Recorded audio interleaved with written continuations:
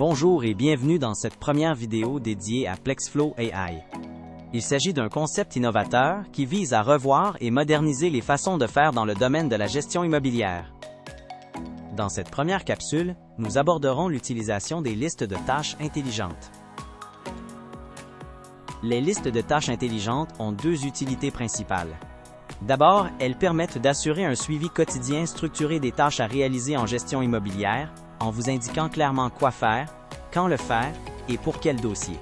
Par exemple, elles peuvent vous aider à ne rien oublier pour la préparation des relevés 31 ou encore le suivi et la gestion des demandes de services. Ensuite, elles servent à automatiser certaines actions en prenant en charge à votre place des communications et des suivis répétitifs. Par exemple, Plexflow AI peut déclencher automatiquement les rappels en cas de retard de paiement ou encore envoyer les bons messages lors de l'arrivée de nouveaux locataires, comme un message de bienvenue et des rappels importants.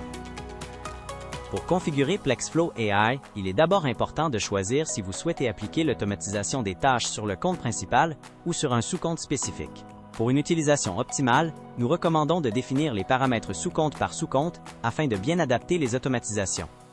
Une fois le sous-compte choisi, vous devez maintenant cliquer sur Plexflow AI pour accéder à son interface. Commençons maintenant l'analyse de l'interface en partant du haut de la page. Vous remarquerez un petit engrenage qui permet d'accéder aux paramètres. C'est ici que l'on vient configurer l'ensemble des paramètres liés à l'automatisation des tâches dans Plexflow AI. Par la suite, vous aurez la possibilité d'activer ou de désactiver Plexflow AI pour ce sous-compte, selon vos besoins. Vous remarquerez également le bouton jaune Modifier. Il est important d'y porter une attention particulière, puisque c'est en cliquant sur ce bouton que vous pouvez ajuster les paramètres propres à ce sous-compte. Si ces paramètres ne sont pas activés, ce sont ceux du compte principal qui seront alors pris en considération pour l'exécution des tâches. Une fois le bouton Modifier cliqué, vous pouvez définir les méthodes de communication utilisées par Plexflow AI, comme le courriel ou le message texte. Vous pourrez aussi ajuster les paramètres généraux, notamment les heures d'envoi des communications comme l'heure par défaut, l'heure minimale et l'heure maximale. Plus bas dans la page, vous retrouverez la liste des différentes tâches disponibles. Nous allons y revenir un peu plus tard en détail, mais prenons quand même un instant pour les afficher et voir les options offertes. Vous retrouverez ici les retards de paiement, la collecte de loyer, les nouveaux locataires, les demandes de services, ainsi que les relevés 31. Chacune de ces tâches peut être activée et configurée selon vos besoins. Pour cette vidéo, nous allons utiliser la tâche retard de paiement à titre d'exemple, afin de mieux comprendre le fonctionnement des listes de tâches intelligentes. Ici, vous pouvez définir après combien de jours de retard vous souhaitez envoyer les différents avis aux locataires. Vous avez la possibilité de configurer le premier avis, le deuxième avis, ainsi que le dernier avis de retard, afin d'adapter votre stratégie de suivi selon votre façon de gérer les paiements en retard. Vous trouverez ensuite la liste détaillée des tâches associées au retard de paiement. Chaque ligne représente une tâche spécifique à effectuer dans le processus, qu'il s'agisse d'envoyer un avis, de faire un suivi avec le locataire ou de préparer certaines actions. Prenons l'exemple du premier avis de retard. On peut voir que le premier avis de retard est prévu après un jour. Cet avis est envoyé autant pour les collectes manuelles que automatiques. Il est donc important de bien indiquer dans le système lorsque le paiement a été effectué. Vous pouvez aussi choisir d'activer ou de désactiver cette tâche. Si elle est désactivée, aucune action automatique ne sera déclenchée pour cette étape. Ensuite, pour l'attribution des tâches, vous avez deux options, soit la laisser en manuel, ce qui signifie que vous devrez l'effectuer vous-même, ou l'attribuer à Plexflow AI, afin que la tâche soit automatisée. Dans le cas où vous choisissez l'option Plexflow AI, vous avez également la possibilité de sélectionner le modèle de communication qui sera envoyé automatiquement.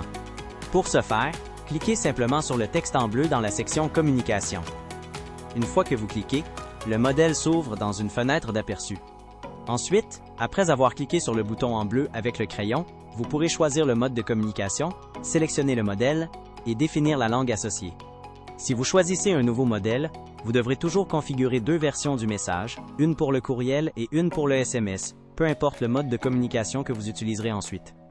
Maintenant que vous avez configuré tous les paramètres nécessaires à l'envoi des communications automatisées, continuons à regarder comment fonctionne la liste des tâches.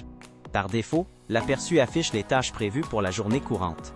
Vous pouvez ensuite basculer vers les tâches à venir ou celles déjà complétées. Vous avez également la possibilité de filtrer par propriété et de voir à qui chaque tâche est attribuée.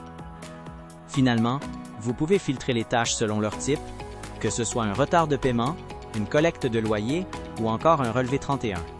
Dans la grande liste à droite, vous retrouvez toutes les tâches à effectuer aujourd'hui. Chaque ligne correspond à une tâche précise, avec son type, la date associée, le locataire ou le dossier concerné, ainsi que la propriété liée. Cette vue permet d'avoir un portrait clair et structuré de toutes les actions à poser. Prenons encore une fois l'exemple d'un retard de paiement. En cliquant sur la tâche, vous aurez accès aux détails du processus à suivre pour l'accomplir.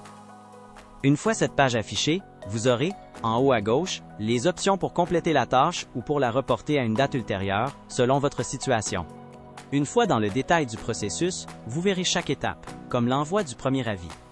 Pour certaines tâches, vous pouvez décider si elle doit être prise en charge par vous ou par Plexflow AI. Et si vos paramètres sont déjà configurés pour Plexflow AI, l'attribution se fera automatiquement à AI, sans action supplémentaire. Si vous souhaitez indiquer qu'une tâche est accomplie, il suffit de cliquer sur la case prévue à cet effet pour la marquer comme complétée. Ensuite, suivez la liste une tâche à la fois pour compléter le dossier. Voilà qui conclut cette présentation des listes de tâches intelligentes dans Plexflow AI.